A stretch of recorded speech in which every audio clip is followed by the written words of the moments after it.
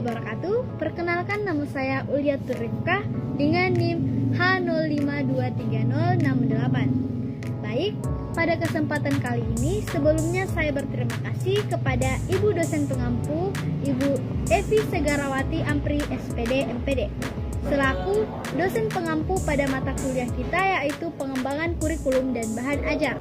Kemudian pada kesempatan kali ini saya akan menjelaskan sedikit tentang telaah kurikulum yang ada di Indonesia. Adapun bagian-bagian yang akan saya jelaskan yaitu yang pertama pengertian kurikulum, yang kedua landasan filosofis pengembangan kurikulum, dan yang ketiga perkembangan kurikulum di Indonesia. Yang pertama yaitu pengertian kurikulum. Kurikulum berasal dari bahasa Yunani yang berasal dari kata kurir yang berarti pelari dan kurere yang berarti tempat berpacu. Jika dilihat secara harfiahnya, istilah kurikulum tersebut pada awalnya digunakan dalam dunia olahraga, seperti dilihat dari arti pelari dan tempat berpacu. Kemudian pengertian kurikulum menurut beberapa ahli. Yang pertama yaitu dari Ralph Taylor 1957 menegaskan bahwa kurikulum adalah seluruh pengalaman pembelajaran yang direncanakan dan diarahkan oleh sekolah untuk mencapai tujuan pendidikannya. Sementara itu, Omar Halix 2009 menyatakan bahwa kurikulum adalah seperangkat rencana pengaturan mengenai isi dan bahan pelajaran serta cara yang digunakan sebagai pedoman penyelenggaraan dalam kegiatan belajar mengajar. Kemudian yang kedua yaitu landasan filosofis pengembangan kurikulum. Terdapat 3 bagian, yaitu yang pertama landasan filosofis, yang kedua landasan psikologis, dan yang ketiga landasan sosiologis. Adapun landasan filosofis berfungsi sebagai landasan utama untuk membangun gagasan kurikulum. Ini sesuai dengan arti nuansa falsafah yang didefinisikan secara modern sebagai ilmu yang berusaha untuk memahami semua hal yang muncul di dalam keseluruhan lingkup pengalaman manusia, dengan harapan dapat mengerti dan memahami alam semesta, universe, dan tempat manusia sebagai bagian dari dunia. Kemudian bagian kedua yaitu landasan psikologis. Melalui pendidikan diharapkan adanya perubahan perilaku peserta didik menuju kedewasaan, baik dewasa dari segi fisik, mental, emosional, moral, intelektual, dan sosial. Kemudian yang ketiga, dapat ditarik benang merahnya bahwa landasan sosiologis pengembangan kurikulum adalah fondasi pengembangan rancangan pembelajaran yang melihat dari sisi sosial masyarakat. Selanjutnya, yaitu pengembangan kurikulum yang ada di Indonesia.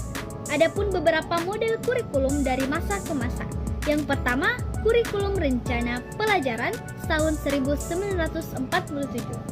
Kurikulum pertama pada masa kemerdekaan namanya Rencana Pelajaran 1947. Ketika itu penyebutnya lebih populer menggunakan Lehrplan, yaitu rencana pelajaran, ketimbang istilah kurikulum dalam bahasa Inggris. Rencana Pelajaran 1947 lebih mengutamakan pendidikan watak, kesadaran bernegara dan bermasyarakat daripada pendidikan pikiran. Yang kedua yaitu kurikulum pelajaran terurai tahun 1952. Kurikulum Indonesia diperbarui pada tahun 1952 setelah Rencana Pelajaran tahun 1947. Sistem pendidikan nasional sudah terbentuk berkat kurikulum ini. Yang paling menonjol dari kurikulum 1952 adalah bahwa rencana pelajaran harus memasukkan pelajaran yang berkaitan dengan kehidupan sehari-hari. Kemudian yang ketiga yaitu kurikulum rencana pendidikan tahun 1964.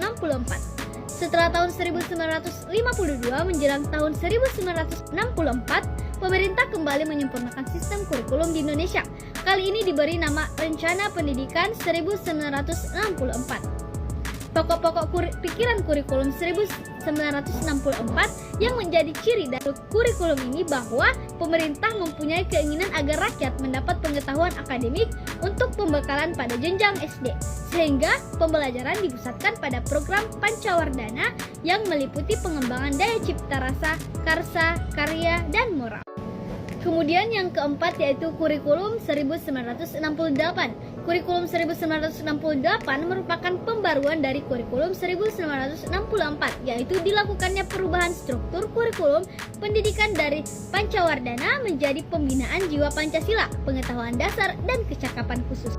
Kemudian yang kelima yaitu kurikulum 1975. Kurikulum 1975 menekankan pada tujuan agar pendidikan lebih efisien dan efektif. Kurikulum ke-6 yaitu 1984, kurikulum CBS. Kurikulum 1984 mengusung proses skill approach.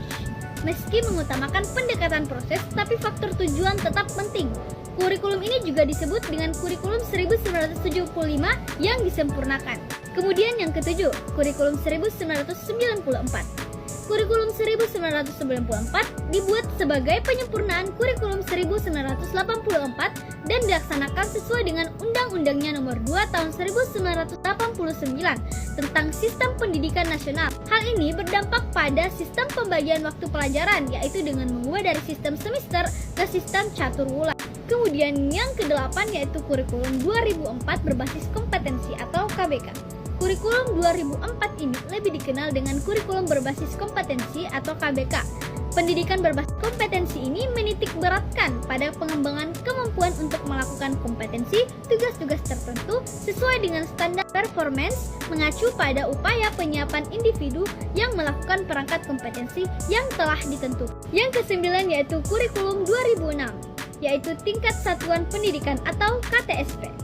Kurikulum 2006 ini dikenal dengan sebutan Kurikulum Tingkat Satuan Pendidikan atau KTSP. Awal 2006, uji coba KBK dihentikan, muncullah KTSP. Tinjauan dari segi isi dan proses pencapaian target kompetensi pelajaran oleh siswa hingga teknis evaluasi tidak kalah banyak perbedaan dengan kurikulum 2004. Kemudian yang ke-10 yaitu kurikulum 2013.